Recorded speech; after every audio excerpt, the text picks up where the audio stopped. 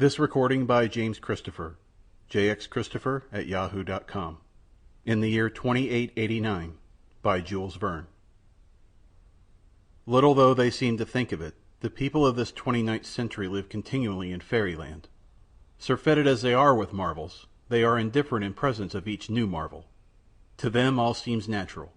Could they but duly appreciate the refinements of civilization in our day, could they but compare the present with the past, and so much better comprehend the advance we have made, how much fairer they would find our modern towns, with populations amounting sometimes to 10,000,000 souls, their streets 300 feet wide, their houses 1,000 feet in height, with a temperature the same in all seasons, with their lines of aerial locomotion crossing the sky in every direction.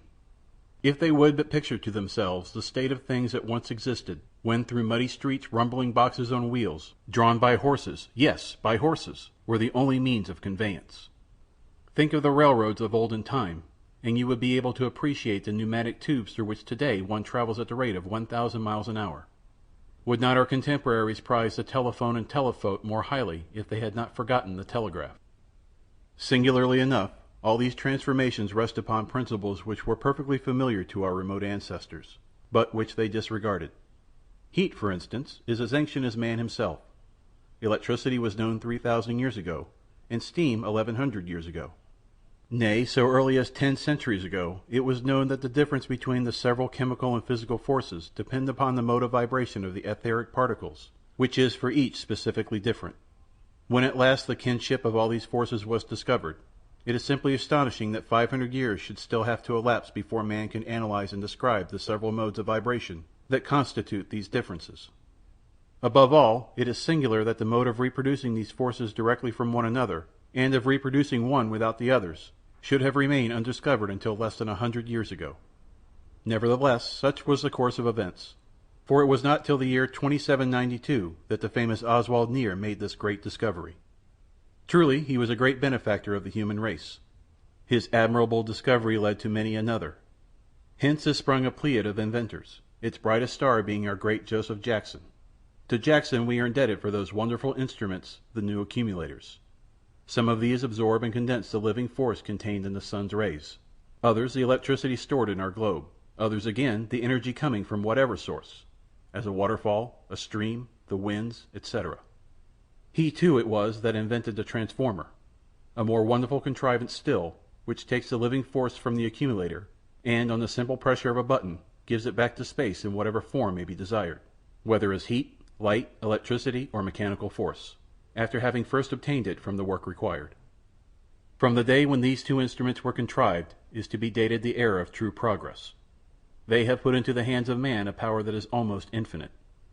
As for their applications, they are numberless. Mitigating the rigors of winter by giving back to the atmosphere the surplus heat stored up during the summer, they have revolutionized agriculture. By supplying motive power for aerial navigation, they have given to commerce a mighty impetus. To them we are indebted for the continuous production of electricity without batteries or dynamos, of light without combustion or incandescence, and for an unfailing supply of mechanical energy for all the needs of industry. Yes, all these wonders have been wrought by the accumulator and the transformer. And can we not to them also trace indirectly this latest wonder of all, the great Earth Chronicle building in 253rd Avenue, which was dedicated the other day? If George Washington Smith, the founder of the Manhattan Chronicle, should come back to life today, what would he think were he to be told that this place of marble and gold belongs to his remote descendant, Fritz Napoleon Smith, who, after 30 generations have come and gone, is owner of the same newspaper which his ancestor established? For George Washington Smith's newspaper has lived generation after generation, now passing out of the family, anon coming back to it. When, 200 years ago, the political center of the United States was transferred from Washington to Centropolis, the newspaper followed the government and assumed the name of Earth Chronicle. Unfortunately, it was unable to maintain itself at the high level of its name. Pressed on all sides by rival journals of a more modern type, it was continually in danger of collapse. 20 years ago its subscription list contained but a few 100,000 names, and then Mr. Fitz Napoleon Smith bought it for a mere trifle, and originated telephonic journalism. Everyone is familiar with Fritz Napoleon Smith's system, a system made possible by the enormous development of telephony during the last 100 years. Instead of being printed, the Earth Chronicle is every morning spoken to subscribers, who, in interesting conversations with reporters, statesmen, and scientists, learn the news of the day. Furthermore, each subscriber owns a phonograph, and to this instrument he leaves the task of gathering the news whenever he happens not to be in the mood to listen directly himself. As for purchasers of single copies, they can at a very trifling cost learn all that is in the paper of the day at any of the innumerable phonographs set up nearly everywhere. Fritz Napoleon Smith's innovation galvanized the old newspaper. In the course of a few years the number of subscribers grew to be 80 million, and Smith's wealth went on growing, till now it reaches the almost unimaginable figure of $10 billion. This lucky hit has enabled him to erect his new building, a vast edifice with 4 facades, each 3,250 feet in length, over which proudly floats the 100-starred flag of the Union. Thanks to the same lucky hit, he is today king of newspaperdom. Indeed, he would be king of all the Americans, too, if Americans could ever accept a king. You do not believe it? Well, then look at the plenipotentiaries of all nations and our own ministers themselves crowding about his door, entreating his counsels, begging for his approbation, imploring the aid of his all-powerful organ. Reckon up the number of scientists and artists that he supports, of inventors that he has under his pay. Yes, a king is he, and in truth his is a royalty full of burdens. His labors are incessant, and there is no doubt at all that in earlier times any man would have succumbed under the overpowering stress of the toil which Mr. Smith has to perform. Very fortunately for him, thanks to the progress of hygiene, which, abating all the old sources of unhealthiness, has lifted the mean of human life from 37 up to 52 years. Men have stronger constitutions now than heretofore. The discovery of nutritive air is still in the future, but in the meantime men today consume food that is composed and prepared according to scientific principles, and they breathe an atmosphere free from the microorganisms that formerly used to swarm it. Hence they live longer than their forefathers, and know nothing of the innumerable diseases of olden times. Nevertheless, and notwithstanding these considerations, Fritz Napoleon Smith's mode of life may well astonish one.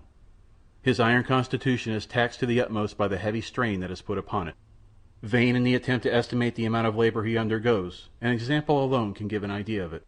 Let us go about with him for one day as he attends to his multifarious concerns. What day? That matters little. It is the same every day.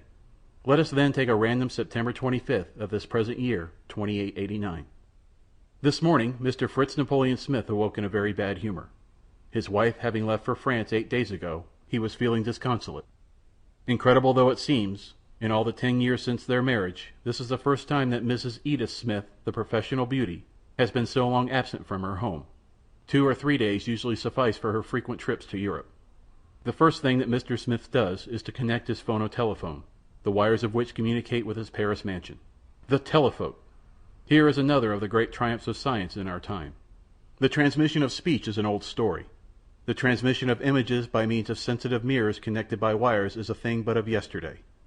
A valuable invention indeed, and Mr. Smith this morning was not niggard of blessing for the inventor, when by its aid he was able distinctly to see his wife notwithstanding the distance that separated him from her. Mrs. Smith, weary after the ball or the visit to the theatre the preceding night, is still abed, though it is near noontide at Paris.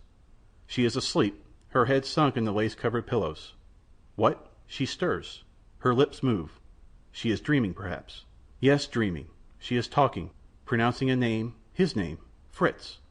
The delightful vision gave a happier turn to Mr. Smith's thoughts. And now, at the call of imperative duty, light-hearted he springs from his bed and enters his mechanical dresser. 2 minutes later the machine deposited him all dressed at the threshold of his office. The round of journalistic work has now begun.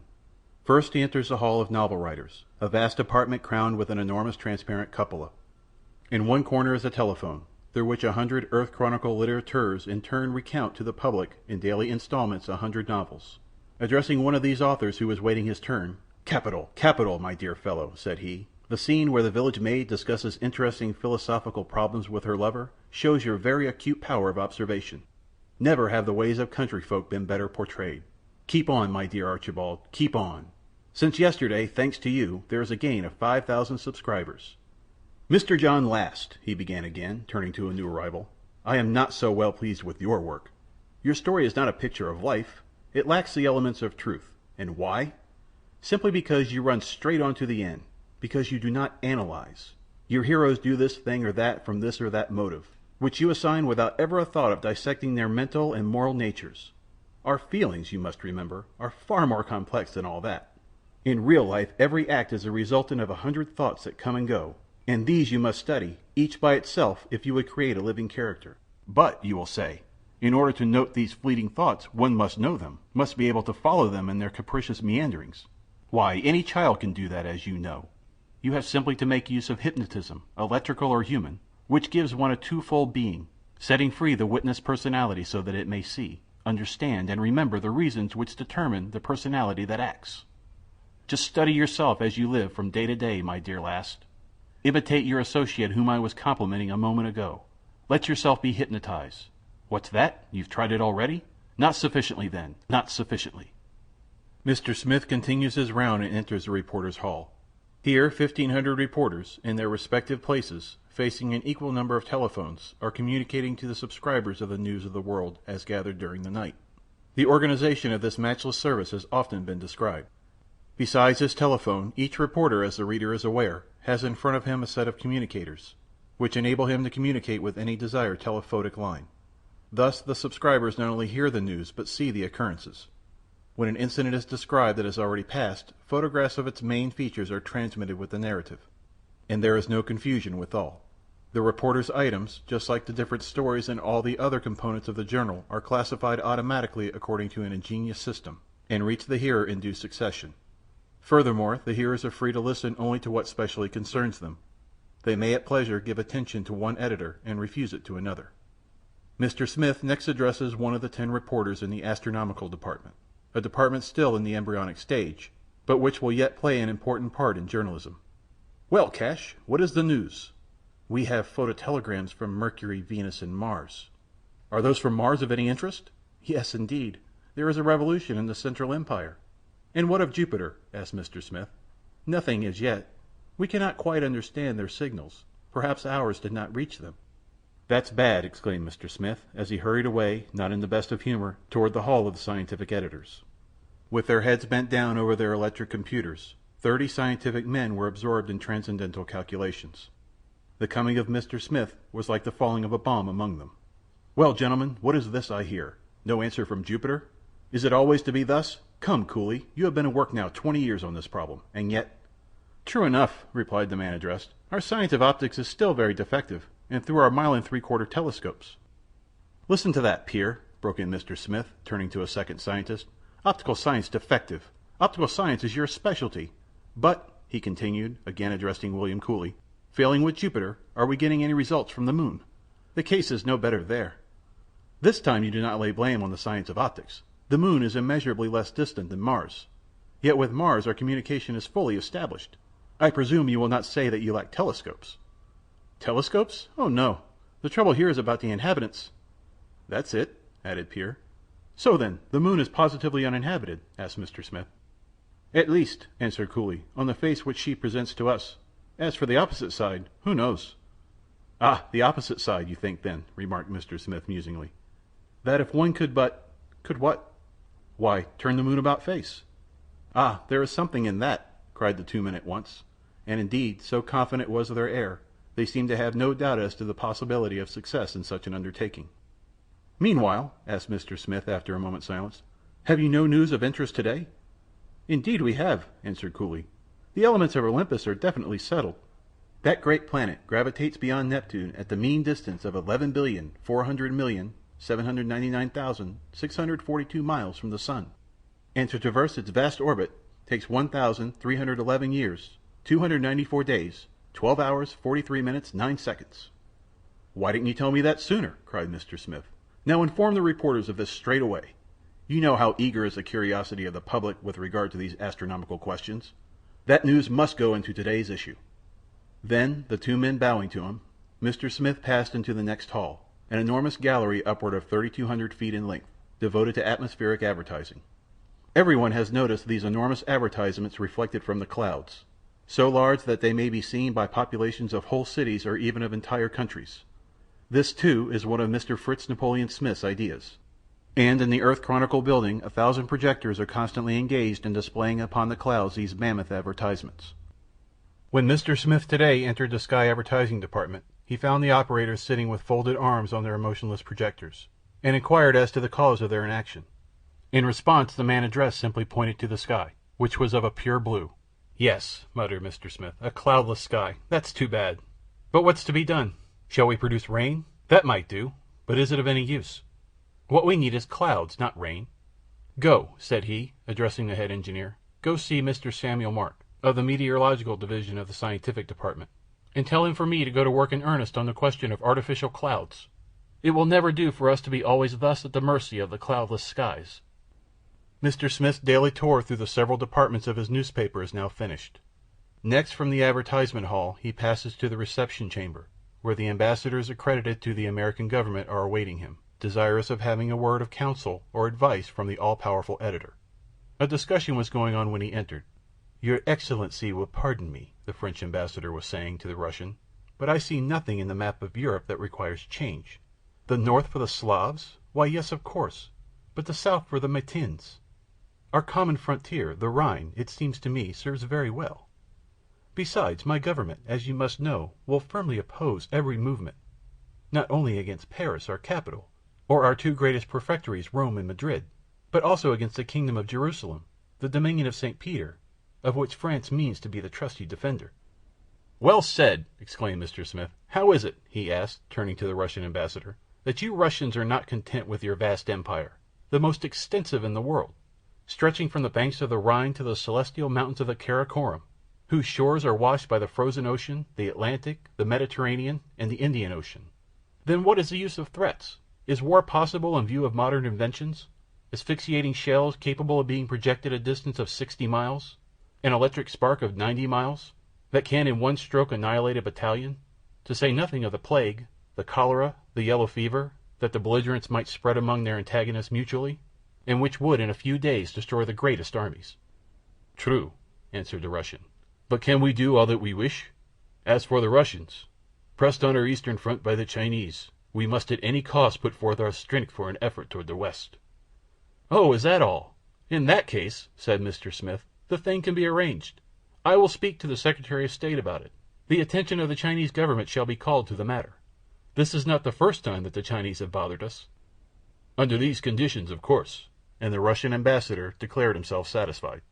"Ah, Sir John, what can I do for you?" asked Mr. Smith as he turned to the representative of the people of Great Britain, who till now had remained silent. "A great deal," was the reply, "if the th Chronicle would but open a campaign on our behalf." "And for what object?" "Simply for the annulment of the act of Congress annexing to the United States the British Islands.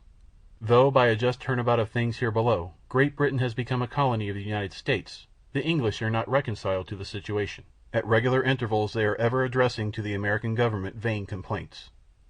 "A campaign against the annexation that has been an accomplished fact for 150 years!" exclaimed Mr. Smith. "How can your people suppose that I would do anything so unpatriotic?" "We at home think your people must now be sated. The Monroe Doctrine is fully applied. The whole of America belongs to the Americans. What more do you want? Besides, we will pay for what we ask." "Indeed!" answered Mr. Smith, without manifesting the slightest irritation. "Well, you English will ever be the same. No, no, Sir John, do not count on me for help. Give up our fairest province, Britain? Why not ask France generously to renounce possession of Africa, that magnificent colony the complete conquest of which cost her the labor of 800 years? You will be well received." "You decline. All is over, then," murmured the British agent sadly. "The United Kingdom falls to the share of the Americans, the Indies to that of—" "The Russians," said Mr. Smith, completing the sentence. "Australia has an independent government." "Then nothing at all remains for us," sighed Sir John, downcast. "Nothing?" asked Mr. Smith, laughing. "Well, now, there's Gibraltar." With this sally the audience ended. The clock was striking 12, the hour of breakfast. Mr. Smith returns to his chamber. Where the bed stood in the morning, a table all spread comes up through the floor. For Mr. Smith, being above all a practical man, has reduced the problem of existence to its simplest terms. For him, instead of the endless suites of apartments of olden time, one room fitted with ingenious mechanical contrivances is enough. Here he sleeps, takes his meals, in short, lives. He seats himself. In the mirror of the phonotelephote is seen the same chamber at Paris which appeared in it this morning. A table furnished forth is likewise in readiness here, for notwithstanding the difference of hours, Mr. Smith and his wife have arranged to take their meals simultaneously. It is delightful thus to take breakfast tete-a-tete with one who is 3,000 miles or so away. Just now Mrs. Smith's chamber has no occupant. She is late. Women's punctuality. Progress everywhere except there, muttered Mr. Smith as he turned the tap for the first dish. For, like all wealthy folk in our day, Mr. Smith has done away with the domestic kitchen, and is a subscriber to the Grand Alimentation Company, which sends through a great network of tubes to subscribers' residences all sorts of dishes, as a varied assortment is always in readiness. A subscription costs money, to be sure, but the cuisine is of the best, and the system has this advantage, that it does away with the pestering race of the cordon bleus. Mr. Smith received and ate, all alone, the hors d'oeuvres, entrees, rôtis, and légumes that constituted the repast. He was just finishing the dessert when Mrs. Smith appeared in the mirror of the telephote. "Why, where have you been?" asked Mr. Smith through the telephone. "What, you are already at the dessert? Then I am late," she exclaimed with a winsome naivete. "Where have I been, you ask? Why, at my dressmaker's. The hats are just lovely this season. I suppose I forgot to note the time, and so I am a little late." "Yes, a little," growled Mr. Smith. "So little that I have already quite finished breakfast. Excuse me if I leave you now, but I must be going." "Oh, certainly, my dear. Good-bye till evening." Smith stepped into his air coach, which was waiting for him at the window. "Where do you wish to go, sir?" inquired the coachman. "Let me see. I have 3 hours," Mr. Smith mused. "Jack, take me to my accumulator works at Niagara." For Mr. Smith has obtained a lease of the great falls of Niagara. For ages the energy developed by the falls went unutilized. Smith, applying Jackson's invention, now collects this energy and lets or sells it. His visit to the works took more time than he had anticipated. It was just 4 o'clock when he returned home, just in time for the daily audience which he grants to callers. One readily understands how a man situated as Smith is must be beset with requests of all kinds. Now it is the inventor needing capital. Again it is some visionary who comes to advocate a brilliant scheme which must surely yield millions of profit. A choice has to be made between these projects, rejecting the worthless, examining the questionable ones, accepting the meritorious. To this work Mr. Smith devotes every day 2 full hours. The callers were fewer today than usual, only 12 of them. Of these, 8 had only impracticable schemes to propose. In fact, one of them wanted to revive painting, an art fallen into desuetude owing to the progress made in color photography. Another, a physician, boasted that he had discovered a cure for nasal catarrh. These impracticals were dismissed in short order. Of the 4 projects favorably received, the first was that of a young man whose broad forehead betokened his intellectual power. "Sir, I am a chemist," he began, "and as such I come to you." "Well." "Once the elementary bodies," said the young chemist, "were held to be 62 in number. 100 years ago they were reduced to 10. Now only 3 remain irresolvable, as you are aware." "Yes, yes." "Well, sir, these also I will show to be composite. In a few months, a few weeks, I shall have succeeded in solving the problem. Indeed, it may take only a few days." "And then?" "Then, sir, I shall simply have determined the absolute. All I want is money enough to carry my research to a successful issue." "Very well," said Mr. Smith. "And what will be the practical outcome of your discovery?" "The practical outcome? Why, that we shall be able to produce easily all bodies whatever, stone, wood, metal, fibers." "And flesh and blood?" queried Mr. Smith, interrupting him. "Do you pretend that you expect to manufacture a human being out and out?" "Why not?" Mr. Smith advanced $100,000 to the young chemist, and engaged his services for the Earth Chronicle laboratory. The second of the 4 successful applicants, starting from experiments made so long ago in the 19th century and again repeated, had conceived the idea of removing an entire city all at once from one place to another. His special project had to do with the city of Granton, situated, as everyone knows, some 15 miles inland. He proposes to transport the city on rails and change it into a watering place. The profit, of course, would be enormous. Mr. Smith, captivated by the scheme, bought a half interest in it. "As you are aware, sir," began applicant number 3, "by the aid of our solar and terrestrial accumulators and transformers, we are able to make all the seasons the same. I propose to do something better still. Transform into heat a portion of the surplus energy at our disposal. Send this heat to the poles. Then the polar regions, relieved of their snow cap, will become a vast territory available for man's use. What think you of the scheme? Leave your plans with me, and come back in a week. I will have them examined in the meantime." Finally, the 4th announced the early solution of a weighty scientific problem. Everyone will remember the bold experiment made 100 years ago by Dr. Nathaniel Faithburn. The doctor, being a firm believer in human hibernation, in other words, in the possibility of our suspending our vital functions and of calling them into action again after a time, resolved to subject the theory to a practical test. To this end, having first made out his last will, and pointed out the proper method of awakening him, having also directed that his sleep was to continue 100 years to the day from the date of his apparent death, he unhesitatingly put the theory to the proof in his own person. Reduced to the condition of a mummy, Dr. Faithburn was coffined and laid in a tomb. Time went on. September 25th, 2889, being the day set for his resurrection, it was proposed to Mr. Smith that he should permit the second part of the experiment to be performed at his residence this evening. Agreed. Be here at 10 o'clock, answered Mr. Smith, and with that the day's audience was closed. Left to himself, feeling tired, he lay down on an extension chair. Then, touching a knob, he established communication with the central concert hall, whence our greatest maestros send out to subscribers their delightful successions of accords, determined by recondite algebraic formulas. Night was approaching. Entranced by the harmony, forgetful of the hour, Smith did not notice that it was growing dark. It was quite dark when he was aroused by the sound of a door opening. "Who is there?" he asked, touching a communicator. Suddenly, in consequence of the vibrations produced, the air became luminous. "Ah, you, Doctor!" "Yes," was the reply. "How are you?" "I'm feeling well." "Good. Let me see your tongue." "All right." "Your pulse?" "Regular." "And your appetite?" "Only passably good." "Yes, the stomach. There's the rub. You are overworked. If your stomach is out of repair, it must be mended. That requires study. We must think about it." "In the meantime," said Mr. Smith, "you will dine with me." As in the morning, the table rose out of the floor. Again, as in the morning, the potage, rôti, ragoûts, and legumes were supplied through the food pipes. Toward the close of the meal, phonotelephonic communication was made with Paris. Smith saw his wife, seated alone at the dinner table, looking anything but pleased at her loneliness. "Pardon me, my dear, for having left you alone," he said through the telephone. "I was with Dr. Wilkins." "Ah, the good doctor," remarked Mrs. Smith, her countenance lighting up. "Yes, but pray, when are you coming home?" "This evening." "Very well. Do you come by tube or by air train?" "Oh, by tube." "Yes. And what hour will you arrive?" "About 11, I suppose." "11 by Centropolis time, you mean?" "Yes." "Good-bye, then, for a little while," said Mr. Smith as he severed communication with Paris. Dinner over, Dr. Wilkins wished to depart.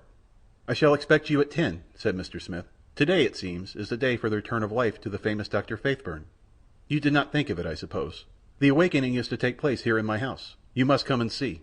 I shall depend on your being here." "I will come back," answered Dr. Wilkins. Left alone, Mr. Smith busied himself with examining his accounts. A task of vast magnitude, having to do with transactions which involved daily expenditures of upwards of $800,000. Fortunately, indeed, the stupendous progress of mechanic art in modern times makes it comparatively easy. Thanks to the piano electro reckoner, the most complex calculations can be made in a few seconds. In 2 hours Mr. Smith completed his task, just in time. Scarcely had he turned over the last page when Dr. Wilkins arrived. After him came the body of Dr. Faithburn, escorted by a numerous company of men of science. They commenced work at once. The casket being laid down in the middle of the room, the telephote was got in readiness. The outer world, already notified, was anxiously expectant, for the whole world could be eye-witness of the performance. A reporter, meanwhile, like the chorus in the ancient drama, explaining it all, viva voce, through the telephone. "They are opening the casket," he explained. "Now they are taking Faithburn out of it, a veritable mummy, yellow, hard, and dry. Strike the body and it resounds like a block of wood. They are now applying heat, now electricity. No result.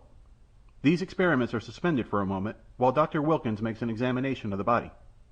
Dr. Wilkins, rising, declares the man to be dead." "Dead!" exclaims everyone present.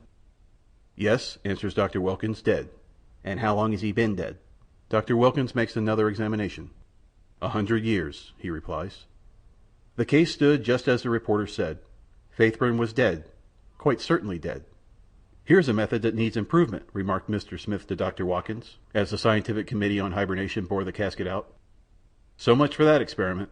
But if poor Faithburn is dead, at least he's sleeping," he continued. "I wish I could get some sleep. I'm tired out, Doctor, quite tired out. Do you not think that a bath would refresh me?" "Certainly. But you must wrap yourself up well before you go out into the hallway. You must not expose yourself to cold." "Hallway? Why, Doctor, as you well know, everything is done by machinery here. It is not for me to go to the bath. The bath will come to me. Just look." And he pressed a button. After a few seconds a faint rumbling was heard, which grew louder and louder. Suddenly the door opened, and the tub appeared. Such, for this year of grace 2889, is the history of one day in the life of the editor of the Earth Chronicle. And the history of that one day is a history of 365 days every year, except leap years, and then of 366 days. For as yet no means has been found of increasing the length of the terrestrial year.